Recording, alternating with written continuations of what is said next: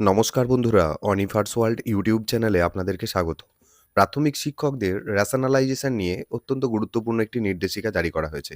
Paschimbanga school শিক্ষা দপ্তরের পক্ষ থেকে গতকাল অর্থাৎ ১০ই জুলাই ২০২৬ এই গুরুত্বপূর্ণ নির্দেশিকাটা প্রকাশ করা হয়েছে। নির্দেশিকাতে কি কি বিষয়গুলি রয়েছে সেগুলো আমি আলোচনা করে দিচ্ছি। ১ নম্বর, আরটি অ্যাক্ট ২০০৯ অনুযায়ী জরুরি ভিত্তিক শিক্ষক রেশনালাইজেশন করার নির্দেশ এখানে দেওয়া হয়েছে। ২ নম্বর হচ্ছে, যে স্কুলে পিটিআর মানে পিউপিল টিচার রেশিও অনুযায়ী শিক্ষক এক্সট্রা রয়েছেন, সারপ্লাস রয়েছেন, সেখান থেকে শিক্ষক ঘাটতি মানে যে সমস্ত স্কুলগুলিতে ডেফিসিট রয়েছে সেই স্কুলে স্থানান্তরের ব্যবস্থা করতে হবে। ৩ নম্বর, জিরো এনরোলমেন্ট যেখানে রয়েছে অর্থাৎ যেখানে একদম ছাত্র নেই, ছাত্র শূন্য, সেই স্কুলে কর্মরত শিক্ষকদেরও শিক্ষক ঘাটতি থাকা বিদ্যালয়েতে স্থানান্তর করার নির্দেশ দেওয়া হয়েছে।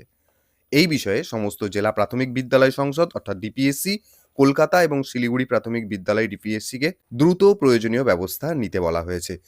এখন ব্যাপার হচ্ছে যে এটা একটা প্রশাসনিক নির্দেশিকা। এবার কিভাবে এবং কোন প্রক্রিয়াতে এই রেশনালাইজেশন বাস্তবায়িত হবে, যদিও এই চর্চা দীর্ঘদিন ধরে চলে আসতে দেখছি, কিন্তু আসলে কি এর প্রপার কোনো ওয়ে রয়েছে? আসলে কোন স্কুলে কোন শিক্ষক সারপ্লাস এবং কোন নিয়মে উনি সারপ্লাস, পুরুষ শিক্ষক সারপ্লাস নাকি মহিলা শিক্ষিকা সারপ্লাস, এই যে চিন্তাভাবনাটা, এর যে যুক্তি, এটা কিন্তু অ্যাকচুয়ালি আদেও কোথাও লিখিত রূপে পাওয়া যায়নি। তাই সেই কারণেই মনে হয় এখনো এই রেশনালাইজেশন ব্যাপারটা নিয়ে কিন্তু গোল গোল ঘুরেই চলেছে।